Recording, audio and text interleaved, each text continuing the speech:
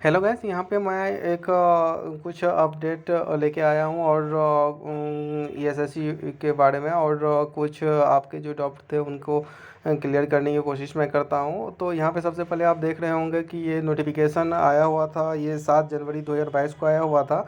इसमें सिर्फ MTS post के लिए जो है रीजनल लैंग्वेज में भी क्वेश्चन अवेलेबल रहेंगे। जैसे आप यहाँ पे स्टेट वाइज दे सकते हैं, आंध्र प्रदेश में क्वेश्चन जो अवेलेबल रहेगा हिंदी, इंग्लिश और तेलुगु में।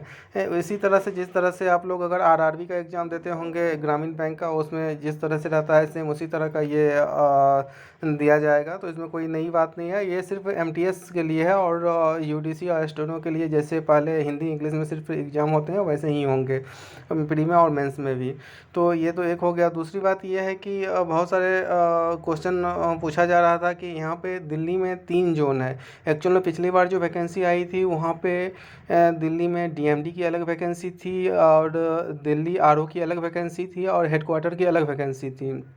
तो यहाँ पे इस बार जो वैकेंसी डिक्लेयर की गई है उसमें क्या किया गया है कि सिर्फ हेडक्वार्टर के नाम से ये वैकेंसी डिक्लेयर की गई है। एक्चुअल में ये तीनों मिला के है, ये डीएमडी के लिए भी है और आरओ के लिए भी है और हेडक्वार्टर के लिए भी है। तो हेडक्वार्टर में ज़्यादा वैकेंसी नहीं रहती है। जैसे यूडीसी के लिए 235 वैकेंसी है, उसमें से मैक्सिमम ज़्यादा से ज़्यादा 35 to 40 वैकेंसी यहाँ पे हेडक्वार्टर के लिए होगी और बाद बाकी डीएमडी और आरओ के लिए वैकेंसी होगी। तो यहाँ पे ऐसा नहीं है कि लोग सोचेंगे कि आरओ में वैकेंसी नहीं आया है, डीएमडी में नहीं आया है। तो ये सभी मिला के ये वैकेंसी है। आप किसी में भी एक में अप्लाई करेंगे वो स्टेट हो जाएगा कि आप दिल्ली से सिर्फ अप्लाई किए हैं। यहाँ पे कुछ टेक्निकल इशू हो गया था, कुछ कोर्ट में केस वगैरह हो गया था जिसके कारण ये एसएससी द्वारा ये फैसला लिया गया कि इस बार जो है दिल्ली में अलग अलग वैकेंसी ना निकाल के कंबाइंड वैकेंसी निकाला जाए, क्योंकि या प्रमोशन वाली एग्ज़ाम होती है या प्रमोशन के लिए कंसीडर किया जाता है। तो सबका लिस्ट ना मर्ज कर दिया गया है कि एक ही साथ जितने भी पूरे स्टेट में डीएमडी में हो, आरओ में हो या हेडक्वार्टर में हो, सबको एक साथ मिला के ही वहाँ पे रोस्टर तैयार किया जाएगा। तो इसलिए यहाँ पे कोई ये नहीं है कि आपको सिर्फ हेडक्वार्टर के लिए वैकेंसी है, ये तीनों जगह के लिए वैकेंसी है। तो इसीलिए आप कहीं से भी अप्लाई कर सकते हैं वहाँ से।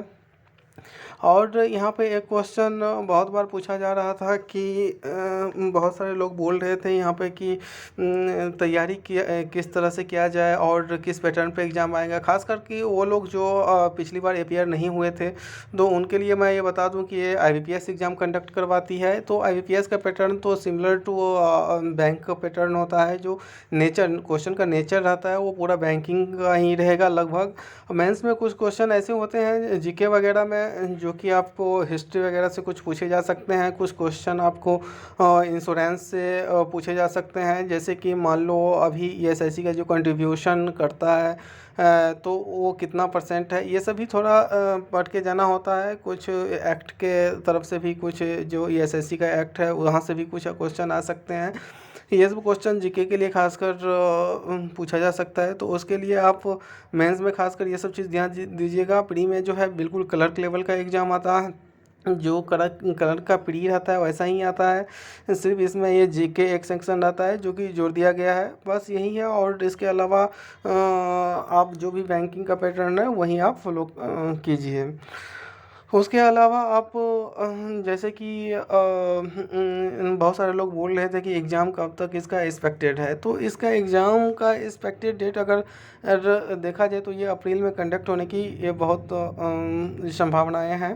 तो अप्रैल में हो सकता है ये एग्ज़ाम कंडक्ट हो जाए प्री एग्ज़ाम, और सब कुछ ठीक रहा तो मेंस जो है इसका हो सकता है जुलाई तक कंडक्ट हो जाएंगे। और उसी तरह से ये जो सीपीटी होता है, कंप्यूटर स्किल टेस्ट होता है, वो आपको करीब करीब मुझे जो लगता है वो सितंबर या अक्टूबर में कंडक्ट कराए जाएंगे और इस साल तक लास्ट तक ज्वाइनिंग दे दी जाएगी।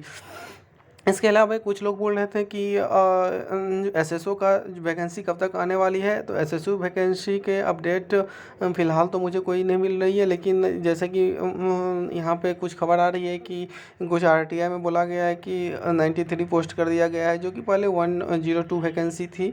तो एसएसओ की पोस्ट भी बहुत जल्दी डिक्लेयर होने वाली है। ये तो है कि आएगी, ज़रूर आएगी। इसमें एक चीज़ हो क्या गया, एसएसओ की पोस्ट ज़्यादा आने वाली थी, लेकिन यहाँ पे ministry of labour and employment द्वारा एक सर्कुलर जारी किया गया है कुछ दिन पहले। उसमें ऐसा बोला गया है कि कोई भी पोस्टिंग 1 साल तक ना ऑफिसर का कहीं दूसरे जगह से नहीं होगा। कोई भी गवर्नमेंट डिपार्टमेंट में जहाँ पोस्टिंग ऑफिसर का है वहीं रहेगा, बदला नहीं जाएगा।